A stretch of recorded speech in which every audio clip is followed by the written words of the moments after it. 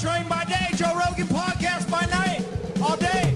I got some holes in my game. What do you think about Klitschko Joshua this weekend? It's boring. a big fight. Boring. Those guys are boring. Joshua's got nice power. Joshua's not boring. He's got great power. His technique's okay. He's not great. I think Klitschko's got a nice gold jab. medalist in the Olympics. Put people to sleep, Joe. This is why the heavyweight division, no one cares about it, right? Put people to sleep the other way by like being boring. Yeah, being boring. Yeah. You don't mean by out. like knocking them silly. No. But Joshua puts people to sleep. Joshua the right knocks way. people out, which is fun to watch, and I'm into that. But it's not. I just love technique. Like I'm a student of it. So you're like a Lomachenko guy. So thank you for bringing Vasyl him up. Lomechenko's Thank you for the bringing best. him up. We got to talk about this. God. Forget my career, podcast, history, fuck all that shit. People who don't know, Let's go, please go online you. right now and Google Vasyl Lomechenko. He might be the best boxer that's ever lived. He might be.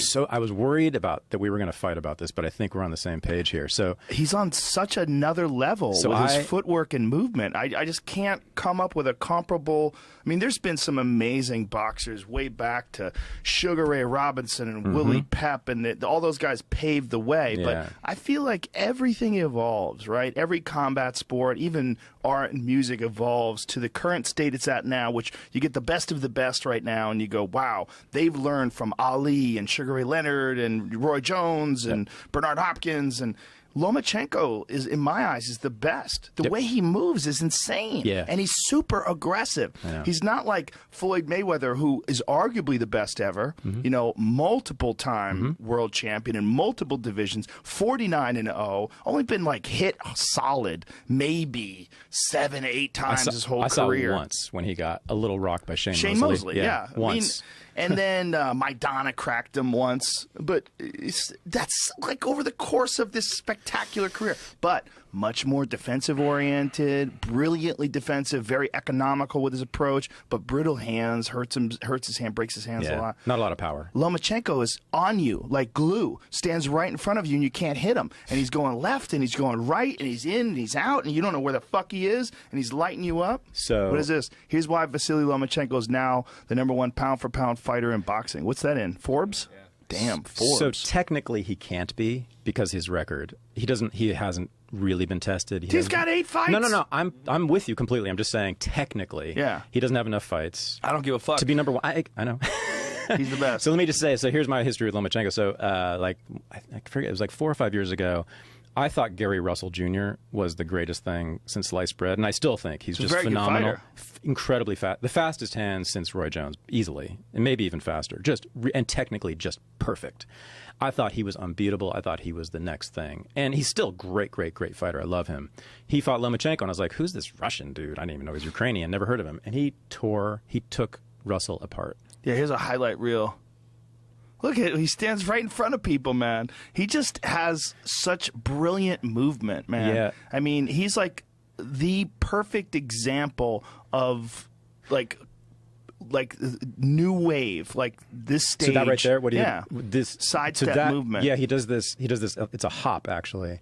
He hops inside, and he'll throw a body shot off of it when he gets inside on you. But he's basically standing at your side. Boom, like right there. He did it again. Well, right? he's not like a brutal puncher. He'll step in or hop in.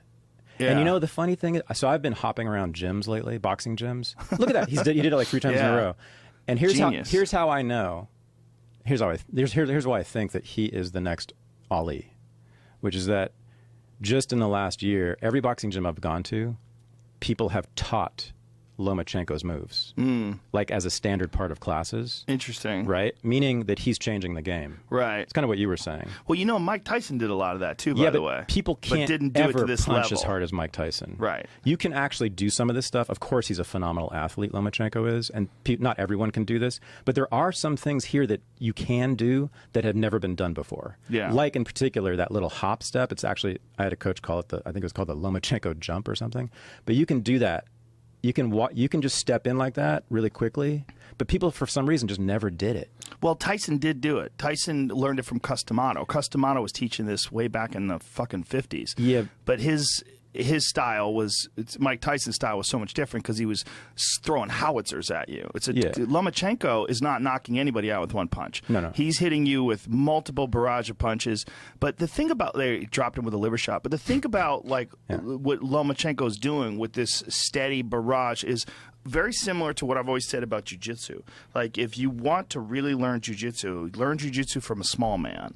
Because small men can't use strength and weight and all the physical advantages. They have to use perfect technique. Right. So if you deal with guys like Eddie Bravo or Royler Gracie or Barrett Yoshida, like the really little guys are the guys who have this stellar technique because they don't have the physical strength. With Lomachenko, you see the same thing. He's not a one-punch guy. No. He doesn't have like some Tommy Hearns knockout ability or Mike Tyson type power. Yeah. So he's forced to have this brilliant movement and footwork, and which is complete next level. The footwork, I think, is the best of all time. And now he's, literally embracing the whole idea of him being in the Matrix. He has Matrix shorts on now.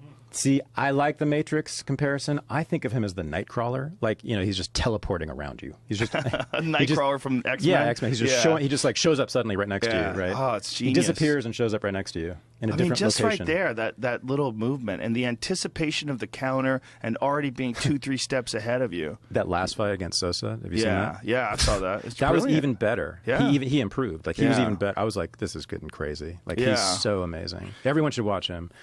Everyone. Yeah, he's on another level, man. Yeah, I love he's him. on a complete another level. So, yeah, footwork. Well, there's a guy like him in kickboxing. Who? Giorgio Petrosian. You ever seen Giorgio Petrosian Yeah, he's fight? the best, for sure. Yeah, I love Petrosian. He's some next level shit, too. Definitely, yeah, I think so. He did lose one fight by knockout a couple of years ago, but badly. Yeah, he got caught Andy Risty. Yeah, by Daniel Ilunga. No, is that Andy what it Risty. was? Andy Risty, that's what it was, yeah. Well, Risty's a brutal knockout puncher. He knocked out Van Rusmelen, too. Yeah. Same year, I think. Well, it's one of those things where a guy like Andy Risty has so much power if he catches a human being on the chin. Yeah, you're not great, fucked. not perfect technique, but man. But nasty power, yeah. I wanted to talk about Jermaine Durandamy. Oh, yeah. Talk about her, man. I mean, because it's funny.